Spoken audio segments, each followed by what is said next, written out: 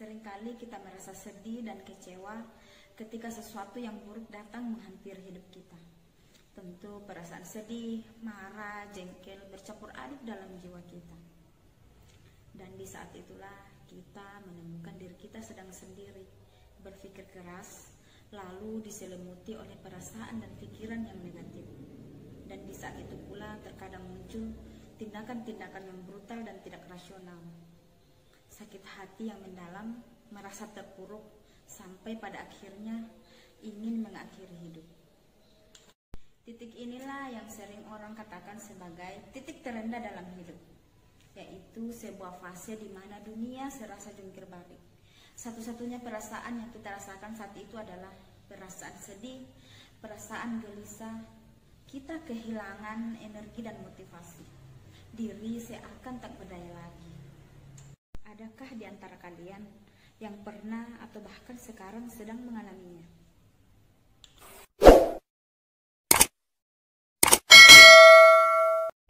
Hai buat kalian semua, saya akan sedikit berbagi cerita mengenai pengalaman saya ketika berada pada titik nol, titik terendah. Bahkan di saat itu saya berada pada titik di bawah nol, dan itulah kenyataan. Ketika berada pada titik terendah, orang-orang akan menjauh, orang-orang akan menceritakan tentang keburukanmu. Bahkan dirimu bukan lagi manusia di pandangan mereka, melainkan sampah yang tak berguna.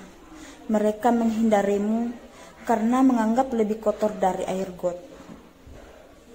Dan yang paling menyakitkan, ketika bukan hanya dirimu yang orang-orang akan perlakukan seperti itu, melainkan keluarga kamu, ibu, bapak, anak-anak, juga saudaramu.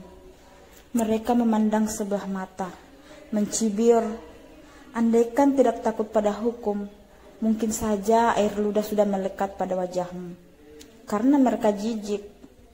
Bukan dosa yang mereka takutkan, melainkan mereka takut pada hukum.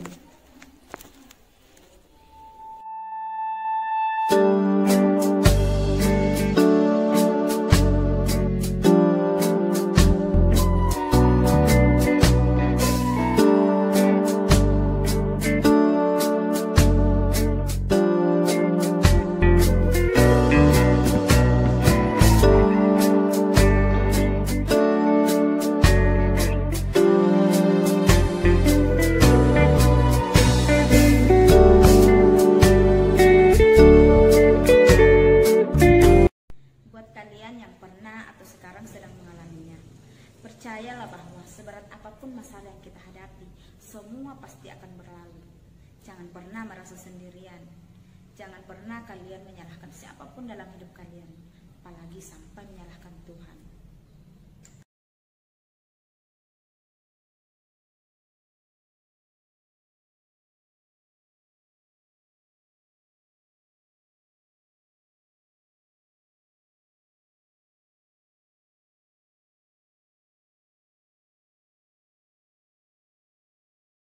Buka mata, buka hati, dan bangkitlah.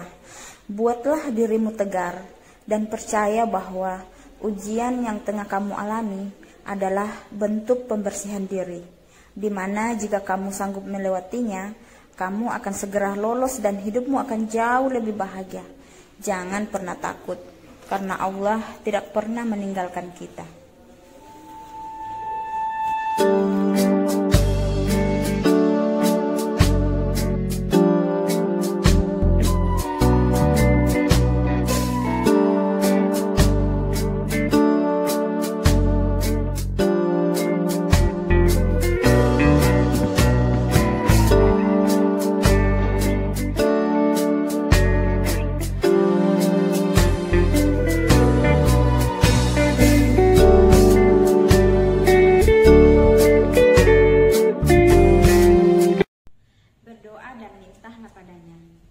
Sadari dan perbaiki.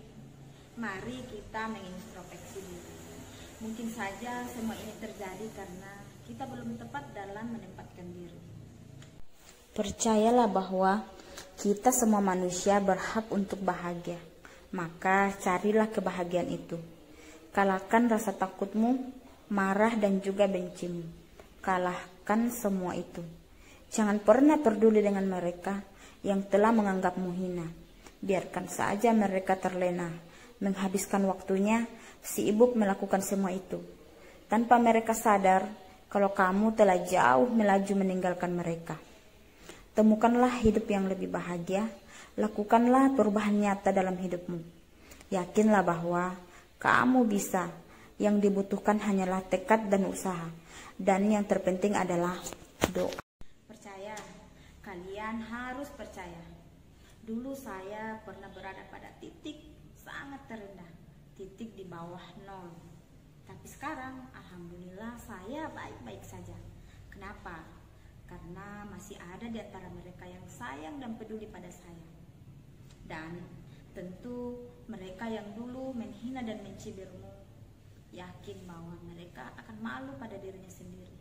Jika mereka manusia, mereka akan merasa bersalah dan berdosa. Dulu kamu berkata pada dirimu sendiri, jangan lemah, karena mereka akan semakin menertawakanmu. Tapi sekarang kamu akan merasa bahwa dengan perlakuan mereka, aku merasa menjadi manusia yang lebih kuat.